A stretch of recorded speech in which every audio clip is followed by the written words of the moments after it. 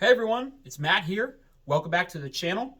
The holiday season is right around the corner, and just in time for Christmas, we have the brand new Lionel Legacy Sea Liner, the custom run from my good friends over at Train World. This is a beautiful piece, and I can't wait to showcase to you guys all the awesome details and features of this engine. So real quick, before we start talking about the engine here, I think it's best that we get everybody up to speed as far as the excitement about this particular engine. So this was cataloged in the 2022 Volume 2 catalog, and this, as the recording of this video, was just delivered to dealers about a week or so ago. And this engine is pretty exciting, specifically to me, because back in 2015 was probably the last time that MTH produced this model. Up until that point, this engine has kind of been lost to history, and it was really unclear if MTH was ever going to bring back this particular tooling. But as you can see, this is a very exciting engine because this is one of the first proper scale renditions of an ex-MTH tooling that's now owned by Lionel. So this engine was cataloged with a whole bunch of other road names, including the New Haven, the Fairbanks Morse, the New York Central, and Pennsylvania Railroad, to name a handful, and including the Long Island Railroad diesel that was cataloged in that said book. Although what we have here is a custom run from my friends over at Train World. So this is the Tichy paint scheme, and they also did the Goodfellow paint scheme, which is a all gray, super dark, and bright orange trim locomotive. But this engine, like I said before, was cataloged in 2015, and this was a custom run originally by Nassau Hobby, which is another hobby shop here on Long Island. And that was probably the last time that this particular paint scheme was ever seen on this model. But there's quite a different bit of variations that we'll get into as I go over the history of the engine here. But besides that, let's actually talk about the specifics of this engine. So a very quick history lesson on the actual Sea Liner. These were produced by the Fairbanks Morse Company, also known as the FM Company. And that should be a pretty recognizable name for railroad enthusiasts because they produced the FM Trainmaster and various other famous diesel locomotives of the mid-1950s. This engine here was made around 1950 to 1955 and was pretty much in service around that same year, if not 1951 onwards. And they served mostly East Coast railroad companies. They served the Long Island Railroad, as you see here, but they also served some railroads such as Milwaukee Road, New York Central, Pennsylvania Railroad, New Haven, and they also served a couple other railroads over in Canada, such as the Canadian National Railway and the Canadian Pacific Railroad. So safe to say that this was a pretty popular engine, but not as popular as some would think, given how this engine actually was kind of like a one-off from a other engine that looks very similar to this, which would be the Shark Noses that were made by Alco.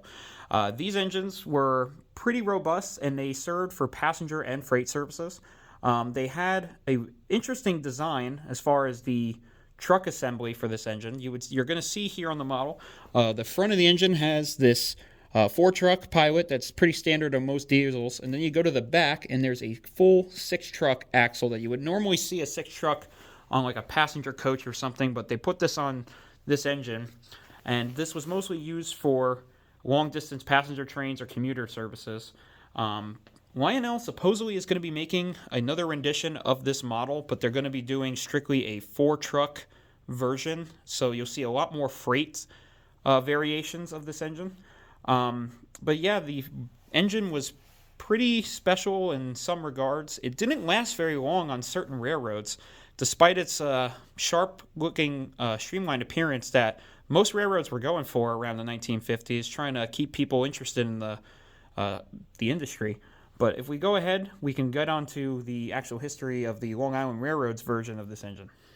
All right, so enough yapping about the actual history of the locomotive. Let's talk about the model that we have in front of us here. So as I mentioned before, this is actually an ex-MTH tooling that Lionel has now since acquired. And this is really cool because this is actually one of the recording of this video, one of the very first scale offerings they are doing with Legacy on their market. And this is really cool because this is an engine I thought was lost to model railroading history, so to speak. Because like I mentioned before, this was only produced in 2015, this tooling in general. They haven't offered it since, and it was one of those toolings that MTH had that I thought was really just never going to see the light of day again. And for years, I've been trying to find the MTH variation of this model.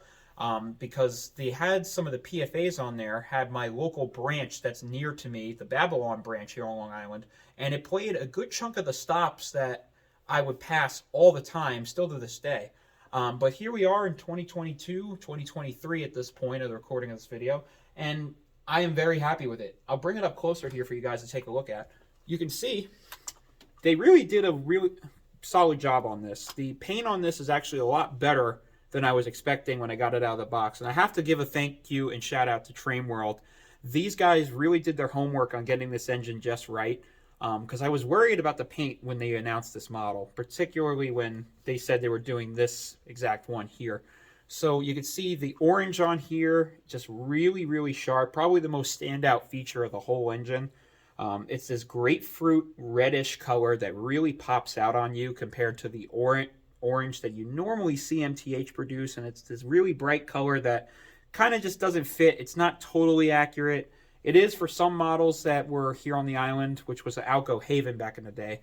Now, it's really cool that I found hilarious at the same time.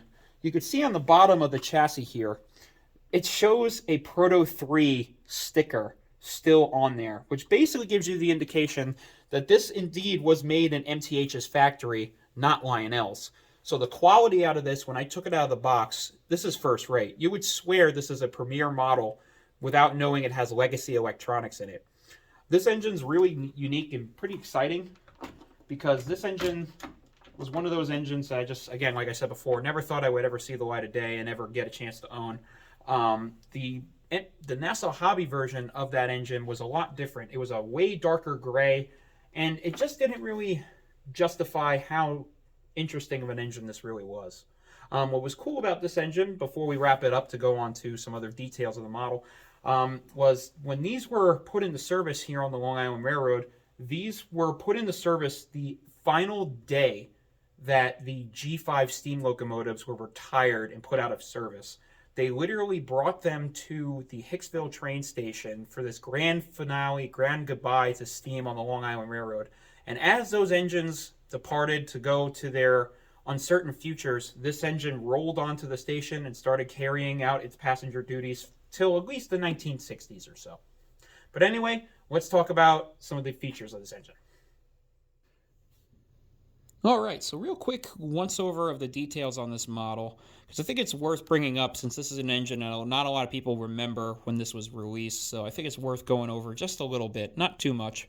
So you have some opening and closing doors that I'm going to put up on screen here as I go over some of the points of interest here. You got them on the front as well as the rear of the engine.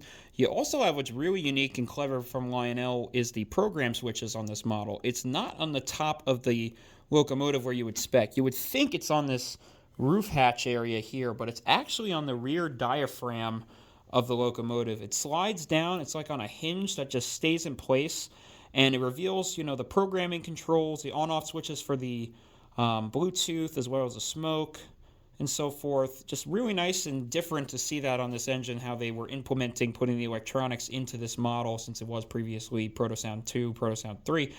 You also have these nice markers that I'm showing here on the screen that are on front, where you have the directional lighting for this, where you have the nice green lights that are on this. It's not those super bright ones that you see on Lionel steam engines and certain diesels these days, which I really like. You also have the nice number boards that light up that are full LED, the nice bright headlight on the front. What's really cool that I'm going to show now on screen is these the cab interior. So it's this nice green interior, but you also get a nice change of scenery for once, and that's MTH crew figures are in here, which is really nice to see. And I can really appreciate that detail because most of the time you see those really generic fireman and driver figures that Lionel's been putting in practically every engine that they've made for the longest time. So really nice change there. You have these really nice detailed trucks that are on there as well, and that 6-axle truck that I was mentioning before. You have the front end, which is a fixed pilot, so it actually moves independently from the locomotive than being fully attached, which is nice and realistic to see. You have 2 electro couplers on the front and the rear, and you have some really nice brake hose detail as well. Just a really sharp looking engine all around, and you have this nice vent detailing that gets shown here on the side, which is very, very nicely done by Lionel for sure. This is just a beautiful tooling that I'm glad they did very little changes to, and just a really sharp model overall. So now let's get to the main attraction and fire it up and run it around the layout. All right, without further ado, let's fire her up.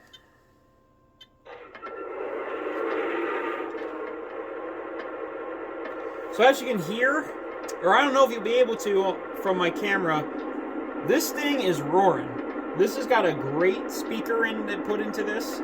Not as beefy as something of like a super bass unit or a super bass dummy unit, but given the size of this engine, it's got really good surround sound stereo. Sounds absolutely awesome. So this has a couple different horn options and bell options as per usual. I'm only going to go through like maybe one or two here. So here's the standard one that I think is pretty accurate to this actual engine.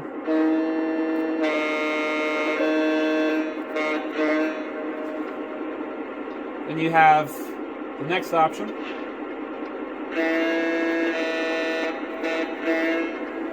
So there's the more higher pitch, and then here's this interesting one that they put in recently.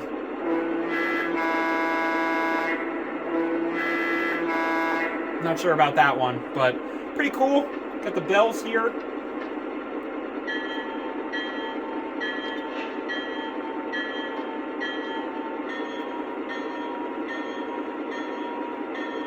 Pretty simple, nothing crazy. But I like it, pretty straightforward. Now, what's cool about this, it does have the more modern crew talk in it than you would hear on like the recently released ES44s. So I'll play that for you real quick. It's gonna be running along if we don't move on soon. Got a lot of tonnage today. Better bunch in some slack before we start out. Good info. But this also has typically the Mr. Lionel crew talk in there, so I'm going to spare you guys all that. But let's get her hooked up to my World's Fair Weaver passenger cars and send her around the layout. Dispatcher, am I cleared to the outbound? Over. Hold for signal indication. Dispatcher out. Anybody else going to be out there with you? No, nothing I've heard. I haven't heard anybody all day in the area. Over. Got a lot of tonnage today. Better bunch in some slack before we start out. Dispatcher, am I cleared to the outbound? Over. You're good outbound. Dispatcher out.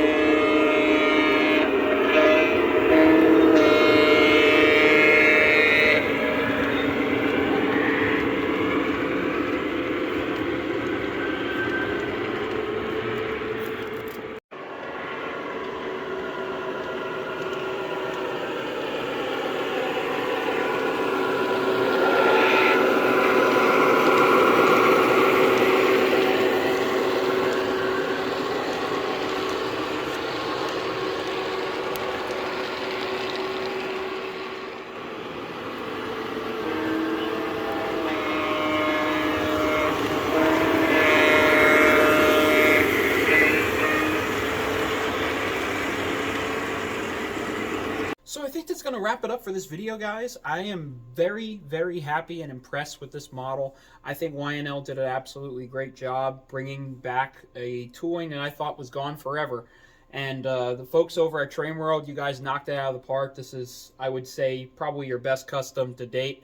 And I'm going to say that this is probably my favorite legacy or scale diesel I have ever owned. This is just such a fun engine to run, great overall sounds, the detail is excellent, and it really gives me hope going forward for some other MTH products that are going to come down the pipeline from Lionel, as far as the sounds, quality, and just see what they do with these toolings that were gone for a long time, and hopefully they have toolings like this that were one-offs or oddballs that come back. So who knows? Maybe we get an A2 Burke in the future. Who the heck knows?